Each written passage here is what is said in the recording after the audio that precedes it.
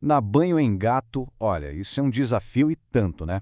Para muita gente é sinônimo de estresse, para o gato e para quem cuida dele. Mas a pergunta que fica é: precisa mesmo ser assim?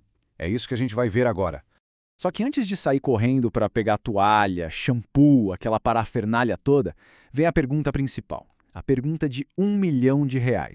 Será que eles precisam mesmo de banho? Porque, vamos combinar, muita gente faz isso no automático, por puro costume, sem nem parar para pensar se faz sentido para o bicho. E olha, a resposta pode ser bem surpreendente. Pois é, a gente vai entrar agora no que pode ser chamado de o grande mito do banho felino. Sabe aquela ideia de que todo bichinho de estimação precisa de banhos regulares? Então, isso simplesmente não vale para os gatos. A natureza, na verdade, já resolveu esse problema para eles de um jeito genial. A biologia do gato é um negócio fascinante, sério. A língua deles não é uma língua qualquer. É coberta por uns espinhos minúsculos que funcionam como se fosse um pente, sabe? Um pente perfeito embutido. Com essa língua, eles tiram sujeira, pelo morto e ainda espalham os óleos naturais que protegem a pele e a pelagem. É um sistema de autolimpeza, nossa, praticamente perfeito. Ok. Então eles se limpam sozinhos, beleza. Mas e aquele pavor de água? Por que é tão intenso? Não é só frescura? Não é só uma preferência. Existem motivos bem sérios, tanto biológicos quanto de comportamento, para essa briga toda com a água. Então, o buraco é mais embaixo do que um simples não gosto de me molhar. Primeiro, o sistema respiratório deles é mais delicado.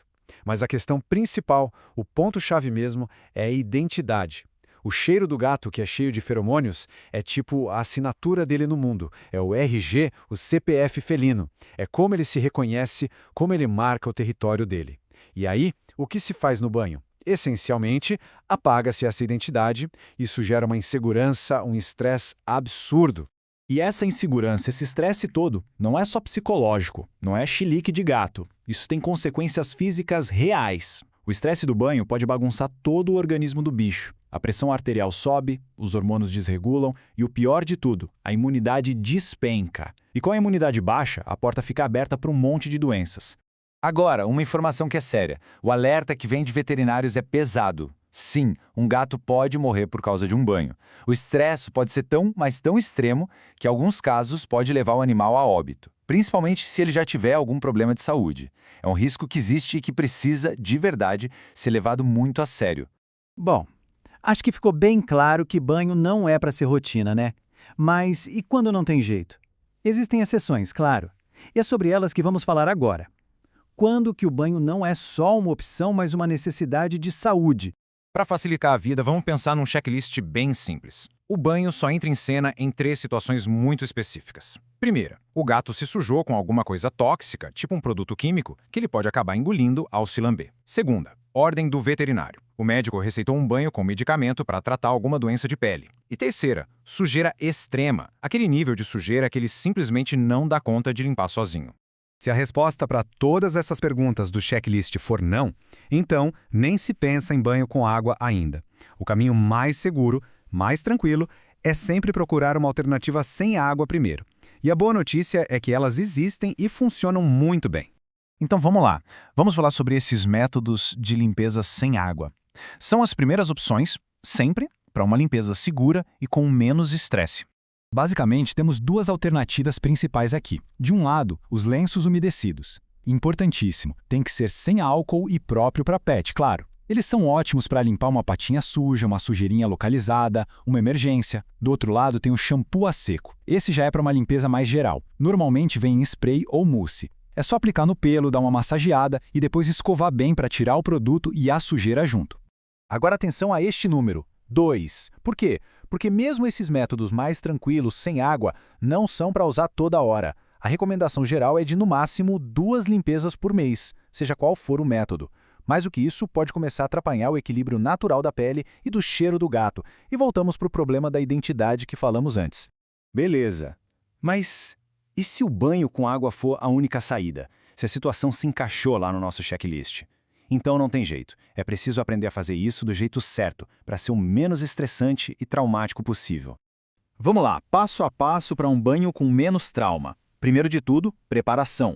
Deixar tudo à mão, shampoo, toalhas e colocar um pedacinho de algodão em cada orelha do gato, sem forçar, só para não entrar água. Depois, a adaptação à água. Usar um chuveirinho com água morna, deixar ele ouvir o barulho, depois molhar a mão e fazer um carinho. Só então começar a molhar o corpo dele, devagar. Um truque de ouro é a pega da mãe, segurar com gentileza, mas com firmeza, a pele solta da nuca. Isso tende a acalmar.